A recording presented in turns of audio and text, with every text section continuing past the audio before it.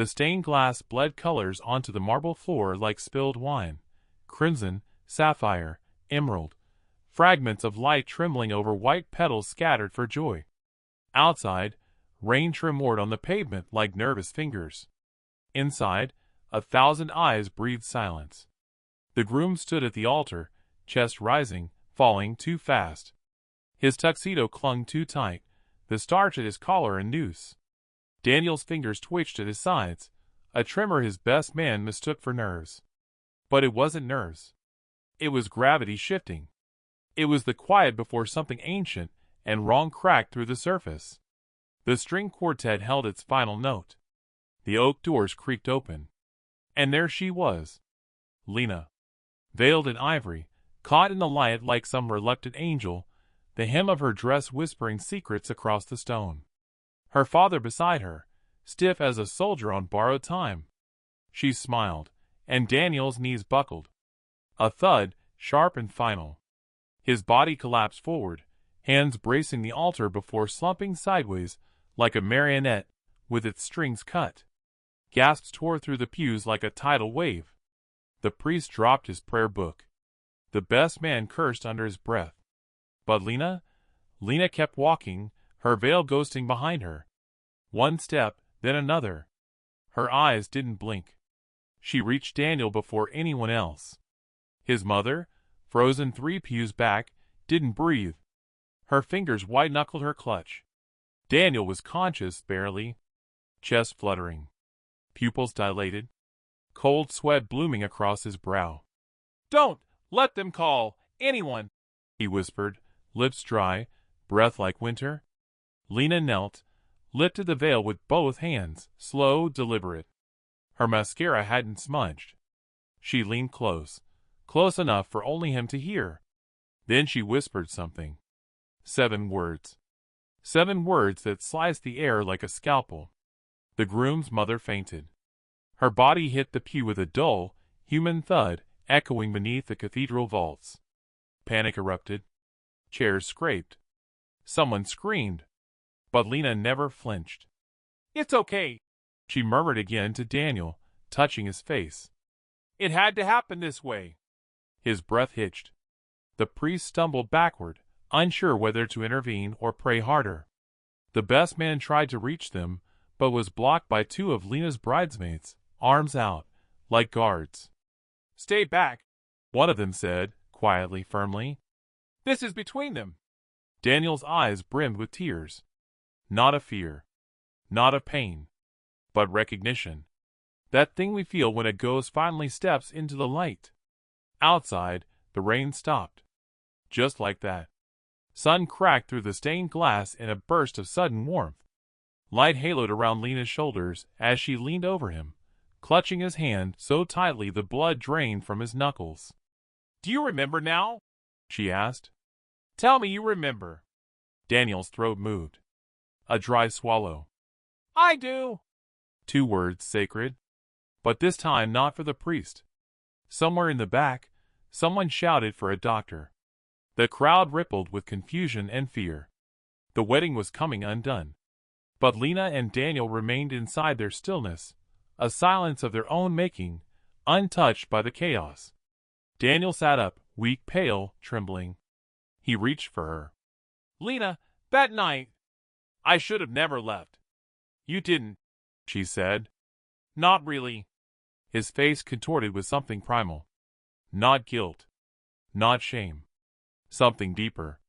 The realization of a debt carried in the body. His eyes flicked toward his mother, still unconscious, surrounded by guests, then back to Lena. "She knew?" Lena nodded. "They all did. Everyone but you." The altar behind them loomed, no longer a place of sanctity, but a stage for something older than vows. This wasn't a wedding. It never had been. Not really. Lena turned to the priest. "I think we need a moment," she said, calm as rain. The priest stepped back, hands shaking. Lena helped Daniel to his feet. His knees buckled again, but this time she caught him. They stood together, fragile and feverish, holding each other up. And slowly, they began to walk, not down the aisle, but sideways toward the vestry. Whispers rose like steam behind them. Is he sick? Did he have a seizure? What did she say to him? But no one followed. No one dared. Not after what they saw in Lena's eyes. In the vestry, behind a thick oak door, they breathed in unison. Daniel leaned against the stone, heart wild, fingers clenching the edge of a table. It's all coming back, he whispered. The fairy. The fog. The water. Jesus, Lena. I heard you scream. I know, she said. Her voice broke then, finally. The first fracture in her resolve. I was trying to hold on, but you let go. His face twisted. I didn't mean to. I swear to God, I didn't mean. Don't, she said. It wasn't your fault. Not then. But now you have a choice. She reached into the bodice of her gown and pulled something out. Small, folded, yellowed at the edges. A letter. The kind that smells like salt and goodbye. Daniel stared. I thought this burned with the boat. It didn't, she said. Your mother found it. She kept it. All these years. A silence filled the space between them. Dense, heavy, alive. She was trying to protect you, Lena added. Even if it meant lying. Even if it meant burying me. Daniel's legs gave way, and he sank to his knees. I thought I was crazy. I thought it was just a nightmare. The voices. The dreams. You? Every year on this day I thought it was grief. But it was you. She knelt with him, rested her forehead to his. It was us. Always us. You died that day, Daniel. But you came back. They just didn't expect me to come with you. He sobbed once, sharp, guttural. Then silence. And in that silence, something ancient stirred. The church groaned softly in its bones. Somewhere, a candle went out on its own. They held each other like survivors. Not of fire, but of truth. And outside the vestry, someone knocked, 3 times too slowly. Lena didn't look up. She just whispered, They're coming. Daniel's spine pressed against the cool stone wall as the knocks echoed again. 3, precise, like a rhythm remembered from somewhere else. His breath stuttered. Lena didn't flinch, her eyes fixed on the door, unreadable, lips slightly parted as though caught mid-thought. He whispered, Who is it? And her answer came in a voice low and sounded raw. Someone who knows how it ends. The doorknob turned but did not open. Daniel's body tensed. Memories bloomed behind his eyes like bruises. The shore, wet sand kicking his palms, Lena's face vanishing beneath gray waves, and then waking up on his parents' couch, dry, shivering, with no memory of how he got there. His mother crying in the kitchen, not from relief, but from something more complicated. Now, a faint click, metal against metal. The door held. Lena had locked it, he realized. Of course she had. You remember the man on the boat? She asked suddenly, her voice thin and sharp. The one who kept saying it wasn't time? Daniel blinked. He did. A silhouette in the mist, his face never visible, voice like gravel underwater. I thought he was part of the hallucination. Lena shook her head slowly. No. He wasn't real, but he wasn't imaginary either. He was between. She rose to her feet, gliding more than stepping, and crossed to the small arched window where the light came in at an angle like a blade. There are things people don't say out loud because it would unravel everything they believe keeps them sane. Your mother knew. That's why she fainted. Daniel stood too, unsteady, the letter still clutched in his hand. He hadn't opened it yet. Wasn't ready to. She kept saying the accident never happened. That I imagined the fairy. She told me I had a fever that summer, and it messed with my head. Lena turned, slowly, eyes burning.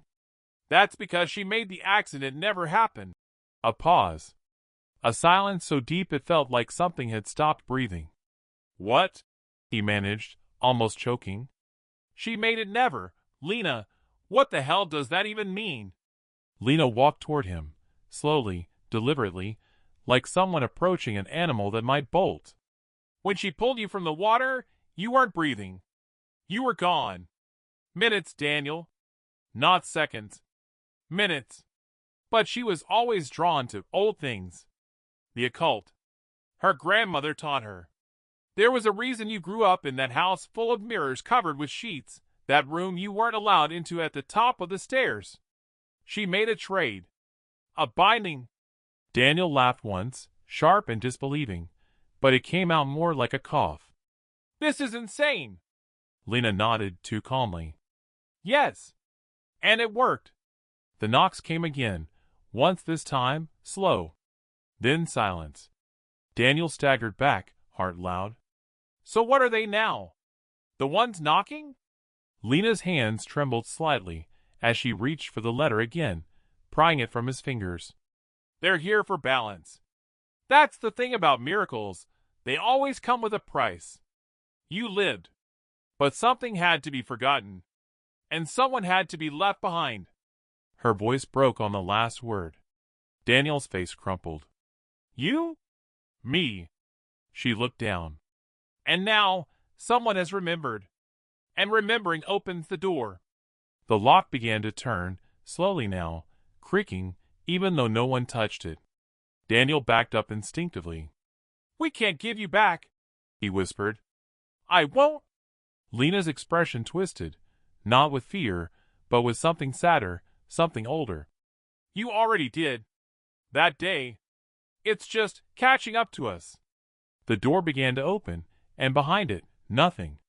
Not darkness. Not light. Just absence, like the breath held before the scream. Lena stepped in front of Daniel. He grabbed her wrist. Don't. She didn't turn. You won't survive it this time. If they take you again, they're not here for me, she said. Not just me. Daniel's heart stopped. What do you mean? She looked at him then, and he saw it, the flicker of guilt, the hesitation, the thing she hadn't said yet. You think it was just your mother who lied? Daniel, I didn't drown that day. Silence. Real silence. The kind that empties rooms. He stared at her. She stared back, steady. I pulled you under. You weren't supposed to live. Her voice, thin as glass. I made the trade first. Behind them, the vestry door creaked open, all the way. The air in the vestry turned thick, humid, like breath inside a coffin. Daniel stepped back from her slowly, his hands half lifted as if trying to push back a wave. The door stood open behind Lena now, and beyond it, stillness, not empty but waiting. Her words pulsed in his head like a wound he couldn't stop touching. I pulled you under. The moment didn't shatter. It held, stretched, suspended between impulse and collapse. Why? He asked, and it wasn't rage in his voice, not yet. It was something worse, quiet, raw, disoriented grief clawing for oxygen. Why would you? How could you? I was 17, she said, her voice trembling not with remorse, but with something harder, deeper, forged in silence. We were supposed to leave. Do you remember that? You told me we'd go to New York. That your parents would cut you off, but it didn't matter. And then I heard you on the phone. Her throat bobbed, her gaze not meeting his now.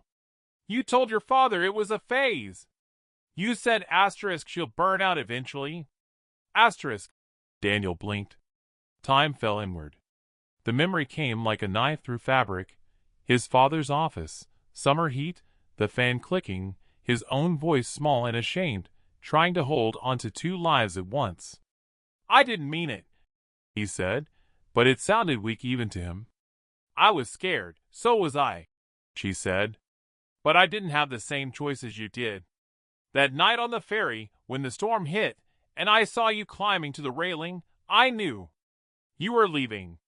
Not just the boat. Me. Her breath hitched. So I chose to make the decision for both of us. But I got it wrong. You didn't die. Not all the way. And when I woke up, wherever I was, something had shifted. Something let me wait. The noise from the church had dimmed. Either people had been ushered out, or they'd left on their own. scattered like debris after an explosion. Only distant murmurs remained, and footsteps, single, slow, deliberate, moving toward the vestry. Daniel moved past her, into the doorway, peering out. The aisle was empty. But the footsteps came anyway, like a memory someone else was having. You said I had a choice, he said, turning back to her. You said it earlier. What is it?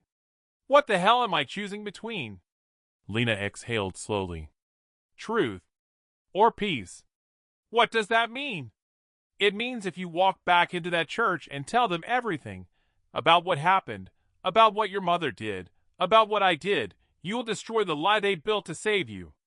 And if you don't, they'll keep pretending this day never happened. Daniel stared at her, jaw clenched, every part of him coiled tight. The truth hung in the air like blood and water, impossible to ignore. You think I want peace? He said finally, and now his voice had changed. No longer wounded, no longer scared. I've been dying for a decade, Lena. One slow inch at a time.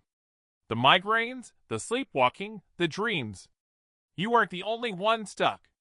I've lived in a house built on lies, and they kept me grateful for it. No more.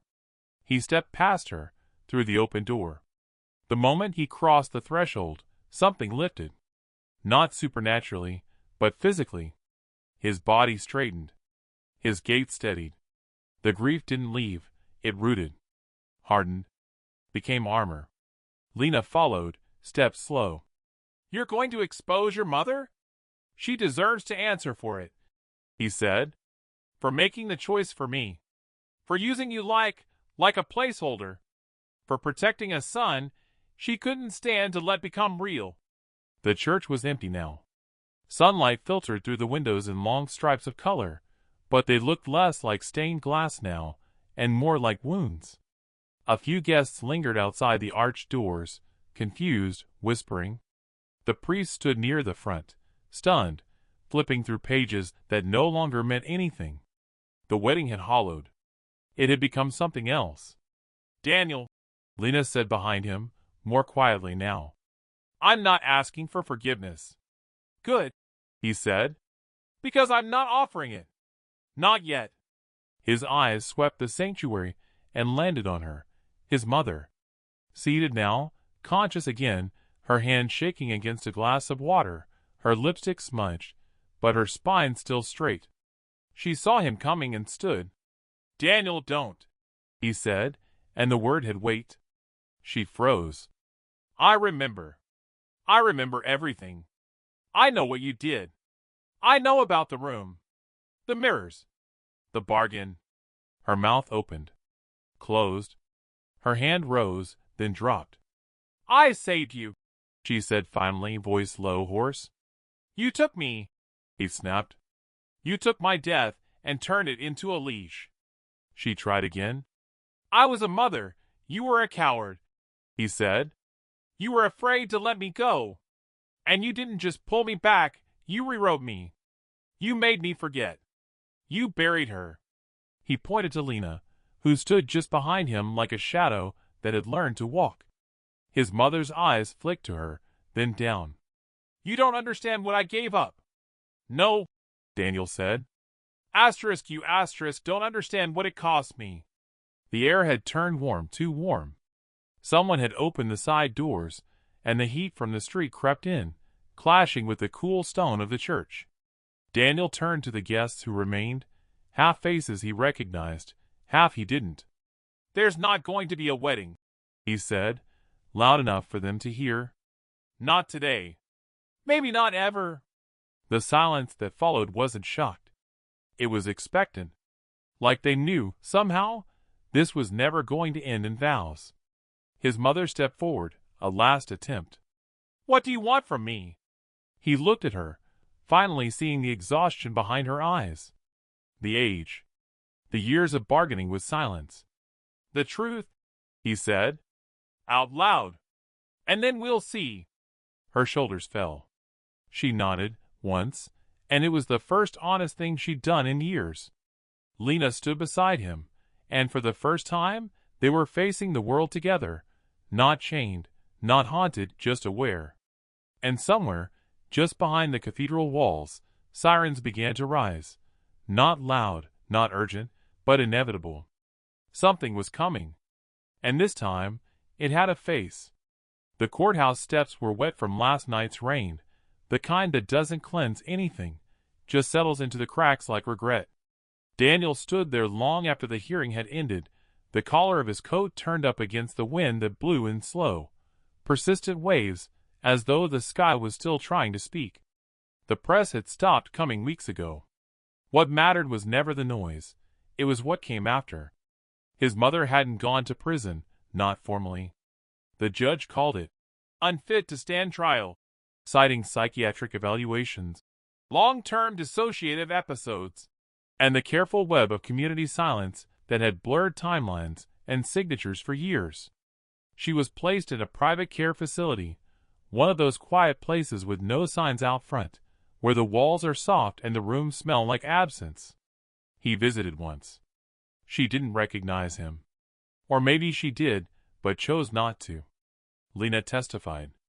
Flat voice. Steady hands. No tears. Just the facts, and then the silence that said, do what you want with them. Afterward, they stood outside the building, just two people who had once drowned together. He asked, So what now? And she said, Now I go where no one knows me. And he nodded.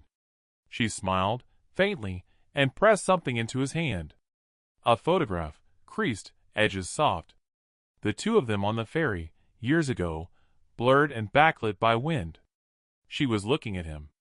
He was looking somewhere else. You weren't all wrong, she said. Neither was I. Then she walked away, without drama, like someone stepping off a platform into a train already moving. He never saw her again. Back on the courthouse steps, he opened his phone. No notifications. No missed calls. No one waiting. And for the first time, it felt clean. Not empty, just quiet. Like still water after the last ripple. He didn't go back to the house. Sold it to a couple from out of state. He kept only one mirror, small, round, pocket-sized. He never covered it. Some nights he looked into it, not searching, just checking. He started teaching at the local college. Literature, mostly. Stories with unreliable narrators, fractured timelines, things that make students uncomfortable. They asked him why he cared so much about ambiguity. He told them the truth doesn't always arrive with clarity. Sometimes it just settles in the body, years later, like an ache you learn to live beside. One spring morning, walking across campus, he saw a girl standing under a tree, crying quietly. She looked up when he passed. He didn't ask what was wrong. He just sat down on the bench nearby and waited. Eventually, she sat too. They didn't talk. Birds moved in the branches overhead, and the light fell soft and oblique, the way it does when it's unsure of itself. When she left, she nodded to him. That was enough.